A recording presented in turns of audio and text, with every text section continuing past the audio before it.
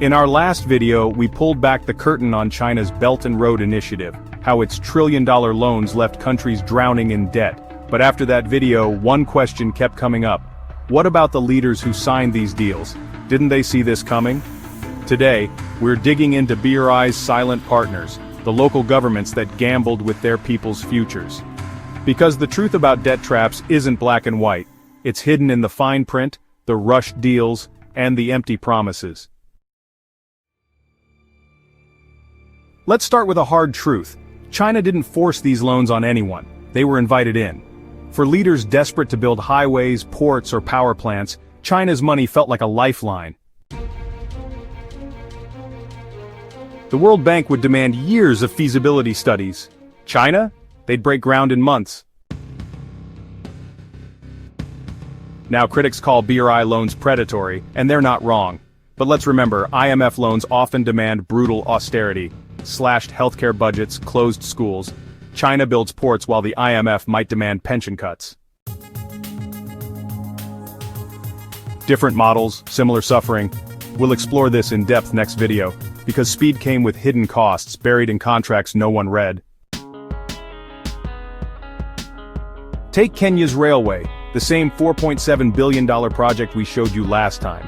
Leaked documents later revealed a clause saying Kenya couldn't sue China in Kenyan courts. Kenya's railway also cut through national parks, sparking such fierce public backlash that citizens won multiple court orders halting construction over environmental violations.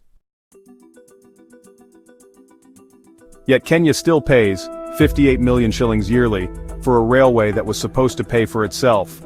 And here's the brutal math. After 7 years, the SGR has generated just 91 billion shillings, while costing taxpayers 58 million shillings annually in Chinese loan repayments. A project meant to boost trade now bleeds public funds. Imagine that, a country signing away its own legal rights. Why?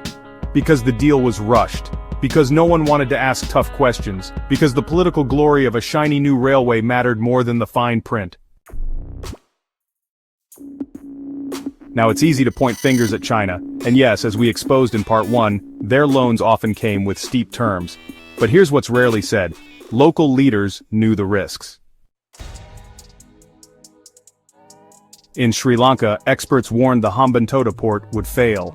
When Sri Lanka defaulted, China didn't just take Hambantota port. Western hedge funds swooped in too, buying up debt for pennies. In Africa, former IMF officials now negotiate BRI restructurings for a fee. The truth?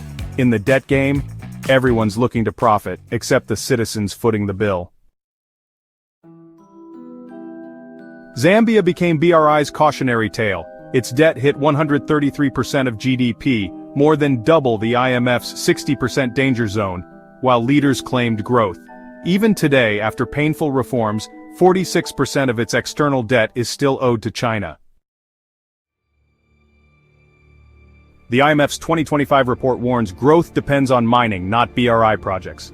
These weren't accidents, they were choices. Choices to prioritize short-term wins over long-term survival. But here's the good news, this cycle isn't inevitable. After our first video, many of you asked, can countries fight back?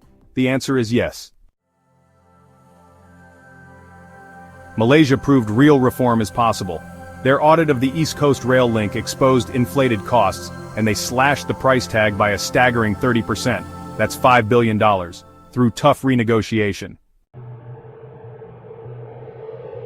In 2018, Myanmar slashed a BRI port deal from $7.3 billion to $1.3 billion, and kept control.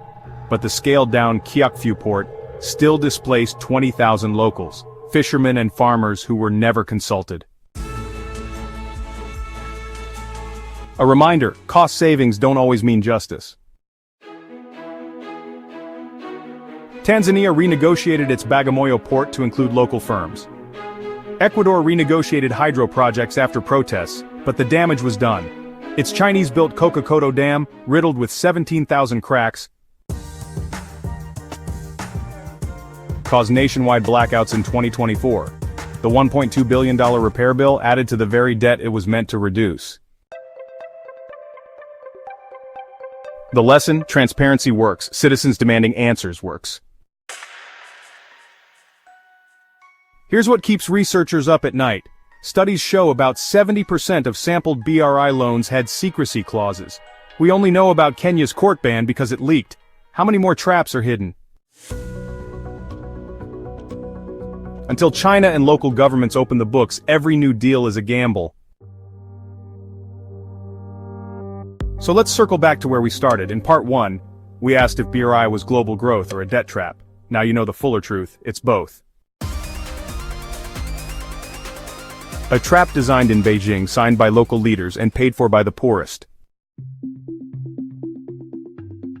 If you haven't seen part 1 yet, check the link below. Then tell us, who bears the most blame? The leaders who took the loans, the lenders who offered them, or a system that rewards reckless borrowing?